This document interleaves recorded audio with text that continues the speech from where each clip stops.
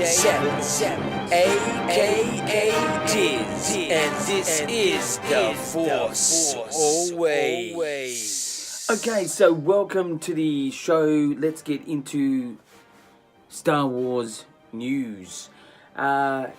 Next Star Wars movie, which is in 2022, after the one at the end of this year, which is going to be The Rise of Skywalker. That's 2019. We're in 2022 will be the next movie that Star Wars fans, anyone, will get experience of. And it has been officially announced by Bob Iger that it's going to be under the helm of Benioff and Weiss. I always get their names. It's an unusual set of names. I always get a bit confused. But it's Benioff and Weiss, guys from Game of Thrones, will be at the helm of the next Star Wars movie, whatever you like to say, after The Rise of Skywalker, Episode 9, at the end of this year, 2019. So 2022, we have a great thing to look forward to. Look, I must admit, I have actually never watched Game of Thrones. I just don't have a whole lot of time to watch everything. I know I sort of missed the bandwagon with that sort of thing, and I'm fine without it, but they are getting critical acclaim, but apparently in this last season for Game of Thrones, a little bit of controversial sort of decision making, so there's been a little bit of divisiveness, a little bit there. Unusual time for them to be announced as the next one after the Rise of Skywalker, but so Benioff and Weiss, who are the creators of Game of Thrones, will be helming the next Star Wars film in 2022. And don't forget, there's a 2024 date, 2026 date of a release of a Star Wars film with no official word on that. I'm sure they're just keeping their that secret for now, so they can play their cards a bit better than they have with the fans. With me, it's all fine, it's all good. You know, there's some little ups and downs, but it's fine. Anyway, so let's get into more news. George Lucas, the god, can you say, the god of Star Wars, really. He celebrates another birthday, which is great. This week, May the 14th was his birthday. So it's sort of very close to May the 4th. Team be with you. You know, it's just a little bit of a unusual sort of date for that man, because it's so close to May the 4th, and we all know that May the 4th be with you, May the Force be with you. But yeah, George Lucas, another birthday, so that's making news this week in Star Wars. Let's get on to more Star Wars news. There's been hints that there is a third TV series, live action TV series for the Disney X network, which is yet to be released. It's going to be the rival to Netflix. So a third TV that has sort of been in the production, that has not been announced yet, in the works. A third TV series, a live action TV series, Star Wars, for the Disney X, Disney Plus network for later this year. So there's been lots of rumors, only rumors at the moment, that's all it is. But it's making news. So that's pretty much the news for this time around. Let's get into views. Views is not about how many views a YouTube channel gets. It's not about predictions. It's my story ideas on many parts of the Star Wars banner. Like it could be the trailer, a teaser, a poster. Usually I've been concentrating on the Star Wars saga itself, the Skywalker saga, the sequel saga, and I am once again going to concentrate something that I like to get off my chest. Now we saw the Emperor Palpatine sort of making an appearance at Star Wars Celebration. That's Ian McDermott, that's the real actor's name, where he said, "Roll it again," and obviously we heard the voice in The Rise of Skywalker Episode 9 teaser trailer, and we all assume that he's coming back. I'm pretty sure that he's going to be there. Emperor Palpatine. What type of time would I like to see him in this film? Personally, I think it would be a good if it was a medium to strong amount of time. We really need a evil character to really carry this film from start to finish. It needs to be sort of something that happens at the start of episode 9, The Rise of Skywalker, that carries to the end. It's a really good way of dragging the emotion on an action sort of thriller sort of feel. But I would like to see him to be a medium amount to more than that if you can. He's a great character. I did think that he was going to be a part of this episode. In fact, I did book a photo op at Star Wars Celebration Chicago with him and Ray Park, which is the Darth Maul and Emperor Palpatine. I thought that was a great opportunity. Got that photo, it was great. It was very quick as all they are, but I did get other ops, photo ops that is. But I did that thinking that, you know, I'd like to be in his presence because I just think he's going to be one of the stars of this next film. So personally, if it's me writing the story, I would have him to a medium to more than a medium amount of time in this film. We really need to get a sort of sink our teeth into the Emperor Palpatine character again. It would be a great villain. It would be great if he's the puppet master, you know, the string holder. Even if it was of Snoke, there's been rumors about that. There's been discussions about that on other YouTube channels. Could that be true? We don't know. We have to wait and see. But I would so my story idea is sort of pretty much, you know, I would like to see him in an amount of time, which is medium to a bit more than medium amount of time for Emperor Palpatine being in Episode 9, Rise of Skywalker. So it's not a unique written experience on my behalf to you guys out there. It's just something that I thought expressed that I'd like to see. And I would definitely write him in to be that amount. Anyway, that's views for this time around. Let's get into reviews. Reviews this time around is something that's really accelerating on the net right now. It's a Vader versus Obi-Wan, the original fight in New Hope. I can't remember the whole title, but if you look up Star Wars 38, it was 38, especially in the title. You come across a really sort of abstract but action, emotional piece of fan-made movie that was of the classic Vader and Obi-Wan fight in A New Hope, which is the original Star Wars, 1977. We all took it as that, well, these two guys are pretty old by this stage. That's why the fight was not so passionate, so exciting. But in 1977, even up until even before the Phantom Menace, even after the Phantom Menace, really, it's always been accepted for a great fight, I suppose. Star Wars, you know, lightsaber, I wouldn't say the most passionate lightsaber fight, but it's iconic. It didn't need to be changed. This fan-made movie, I'm going to give a 10 out of 10. I'll tell you why. Now, the way that the new footage and the ideas integrate with the old is quite seamless. I think it's great.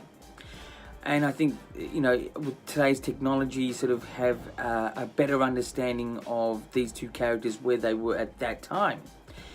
But that is not to say that the original fight that we saw should be erased and this be replaced with it, because I think it's still iconic enough to know that this is how they are, and we need to accept the story as it is, being older guys.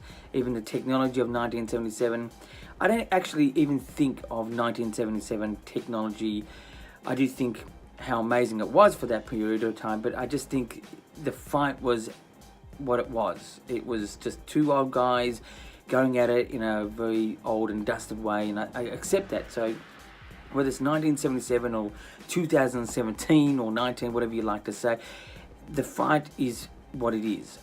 But this was absolutely mind-boggling. The way that they did this piece of fan-made movie, or a piece, not, I wouldn't say a whole movie, but a reimagined is what they were calling it.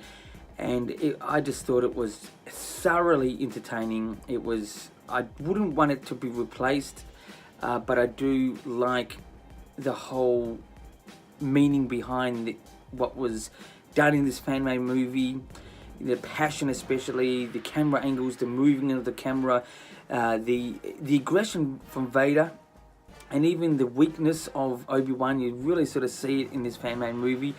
There was probably some parts where the facial part of Obi-Wan was a bit not so well done, but it doesn't matter. It's fine. It is what it is. Even with that, it's still a 10 out of 10. It was really. I've watched it a couple of times, and I think it's fantastic. I would even say this is my favorite piece of fan-made Star Wars movie that I've seen. I thought the Star Wars Theory one was very good. I just thought there was a couple of ideas in there that I didn't really get in sync with completely, but it was still very good. A great sort of story writing.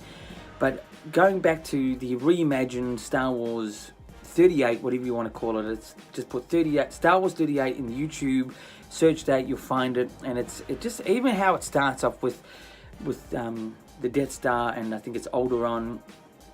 It just with a sort of real modern sort of feel, with the voiceover work, the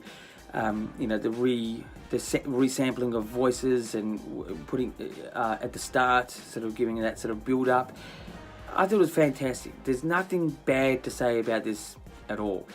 I can see why still that people may see that it's not, it's just action, lightsabers, that's all it is. But that being said, I think the underlining emotion to this sequence that the fan made with this piece is an expression in itself. It has intensity, it has thriller, it has real passionate movement of the camera and even of the characters. I just can't say anything bad. 10 out of 10. That's it's an amazing piece. 10 out of 10 equals really what that whole movie was. The original movie, the remade movie, A New Hope, Star Wars, whatever you like to call it. That is a 10 out of 10 film. It's not my favorite Star Wars film, even though I'll give it 10 out of 10. It's the one that really started it all. That was an amazing piece. No matter what you say about George Lucas and his writing or his directing and things like this, he made it, and that was amazing. Anyway, so that's my reviews for this time around. Let's get into interviews. It's interviews 2Q. That's 2 questions we'll ask myself for you guys out there. So, what was the fandom like at Star Wars Celebration, Chicago, even Orlando? What was it like? What was the fandom, the Star Wars fandom, like at Orlando and Chicago? Well, Orlando, because it was my first experience, I felt there was such a great, passionate energy, and it was before this Last Jedi divisiveness happened. Even the acceptance of Ryan Johnson coming in that one night to the sleepover line. He was embraced completely by every single person. He was rushed like he was George Lucas himself. But the fandom at the actual event, you don't feel, you don't see, you don't hear anything bad. I asked many questions at Orlando and Chicago to other fans. What did they think of The Last Jedi? What did they think of Solo? What do you think of the divisiveness? And it's not there. I mean, unless I missed it, it's just not there. So to answer that question, what's the fandom like at these celebrations? It's embrace, it's love, it's great, it's seamless. It's like you don't need to worry about all the haters. Even if you saw someone that was a disliker, that person or yourself, you just embrace the whole thing. It's amazing. You feel a part of a community, which is great. But I don't want to feel a part of a community. It just is. And every person you start talking to there instantly goes into a hardcore conversation with Star Wars. They may look like a surfer, they may look like a basketballer, they may look like just a factory worker, they may look like an executive person, a CEO of a company, but it's full on. It's great. So my second question is, what's fandom like outside Star Wars Celebration? I find every time before and after, especially through YouTube, not to blame YouTube itself, I think people who've gone into YouTube have just, want to complain about things, and the complaint is fine, but there's a toxic behavior that happens, and it just really puts everything down. Like, again, with The Last Jedi, the divisiveness, or even with the prequels, there was a lot of divide then. It even happened with Return of the Jedi, but so minor, because at that time it was just another movie. But the prequels, you felt it hard then, just after then. And the same with The Last Jedi. Fandom outside the Star Wars Celebration, or the fandom itself, is just, it's relentless, it's hardcore, it's ridiculous, it's a waste of time. I just think if you don't like The Last Jedi, or if you do like The Last Jedi, leave it as that. I mean, personally, again, I think Rian Johnson was a great director. He did a very good job. His storytelling elements, he missed a point in a couple of areas, but it was still fine. It was actually a transitional type story, which I think he did well. That's my opinion. You may not have the same, but that's my opinion. But yeah, I think not YouTube itself, but YouTube has become and Twitter has become really a bad place for a lot of negativity, in a general way of speaking. I still keep rocking on myself. Look, I'm not one of the biggest Star Wars channels out there. I do pursue my channel, The Force Always. You can subscribe anytime, that is, if you like. With passion, with learning ways and things like that.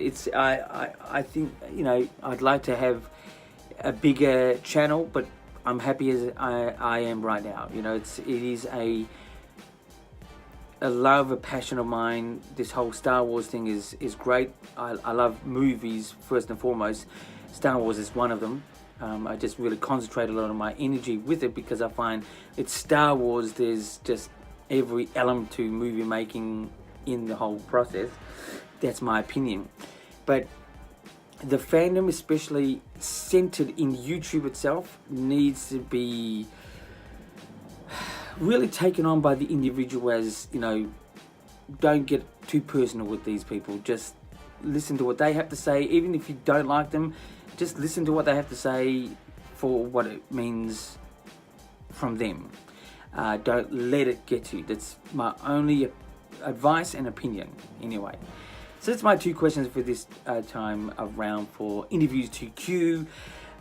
Please subscribe to this channel. I'm here on a weekly basis with Star Wars news, views, reviews, interviews, all that type of stuff. It doesn't have to be always about myself, but anything. If you have any questions, send them into my Instagram, which is down here, and my YouTube, which is down here too.